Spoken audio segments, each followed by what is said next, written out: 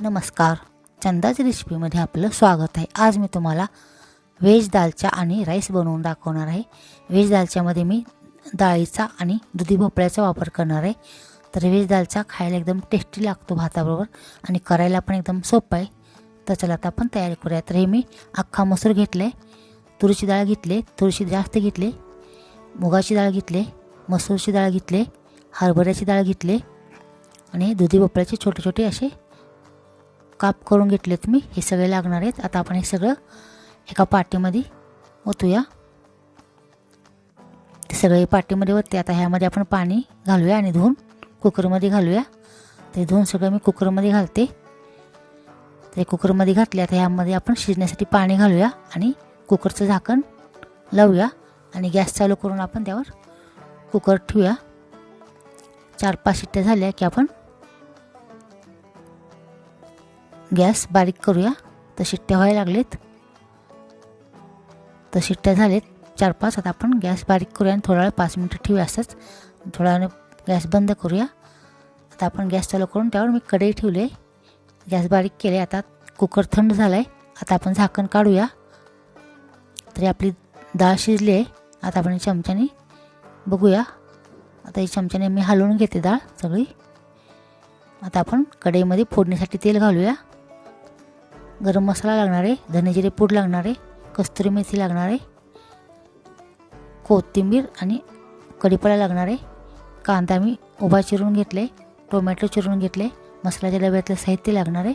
आता आपण तेल गरम झाले, त्यात मी मोहरी टाकली, आता जिरे टाकते। आता आपण भाजलेला कांदा त्यात सगळा घालूया आणि चांगला परतून घेऊया तेलामध्ये लालसर होईस्तोवर। आता कांदा मी भाजून घेते तेलामध्ये। तर कांदा भाजत आलाय। आता ह्यामध्ये मी टोमॅटो टाकलेत कांदा भाजल्यानंतर। आता ते पण चांगलं तेलामध्ये परतून घेऊया। आता ह्यामध्ये मी कढीपत्ता घालते, अगोदर घातला तरी पण चालते। आता आपण हे चांगलं तेलामध्ये परतून घेऊया, पूर्ण टोमॅटो विरघळलं पाहिजे। आता ह्यामध्ये मी चिरलेली कोथिंबीर घालते, नंतर 2 छोटे लाल चमचे मी तिखट घालते, चवीपुरतं घालायचं। आता आपण हलवून घेऊया।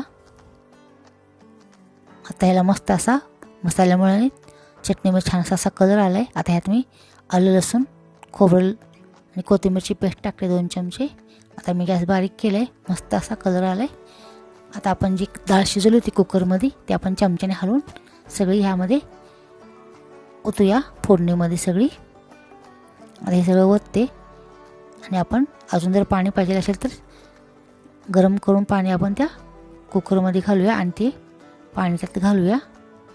आता मी चवीपुरतं मीठ घालते, त्यात थोडंसं मी पाणी पण घातले। आता हे हलवून घेते मी, मस्त असा कलर आला आहे।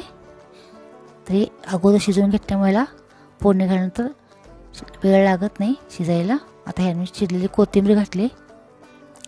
आता मोठा गॅस करून आपण ह्याला उकळी आणूया आणि बारीक गॅसवर थोडा वेळ ठेवूया शिजायला। तर मी बारीक गॅस करून थोडा वेळ ठेवलं होतं। आता हे गॅस बंद केलं आहे। तर आपला हा दालचा तयार झाला आहे। मस्त असा टेस्टी दालचा तयार झाला आहे। तर नक्की तुम्ही ट्राय करून पहा, भातावर खायला एकदम मस्तच लागतो। नंतर थोडा वेळ हे छान असा आटून येतो। आता हे त्यासाठी मी दालच्यावर खायला भात करणार आहे। त्यासाठी मी 1 वाटी तांदूळ घेतला आहे बासमती। आता एका पातेल्यामध्ये हे मी तांदूळ घालते। आता हे आपण 2-3 वेळा पाण्याने धुवून घेऊया। तर मी पाण्याने धुवून घेते। तर मी तांदूळ धुवून घेतले 1 वाटी। आता आपण गॅस चालू करून त्यावर मी कुकर ठेवला आहे।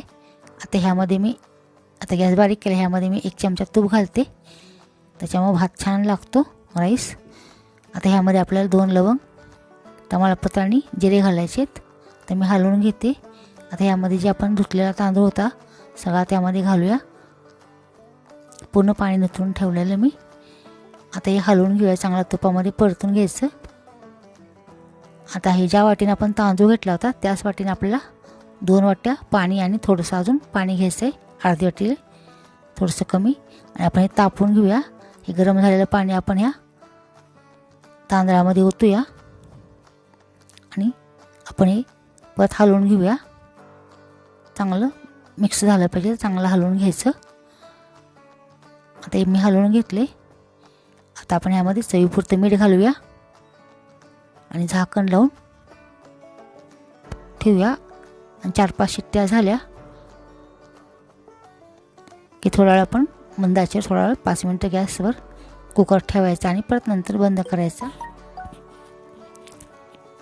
तर शिट्ट्या झाल्यात. आता थोडा मी बारीक गॅस करून ठेवते. आपण 5 मिनिटांनी गॅस बंद करूया आणि थंड झाल्यानंतर आपण कुकर उघडूया.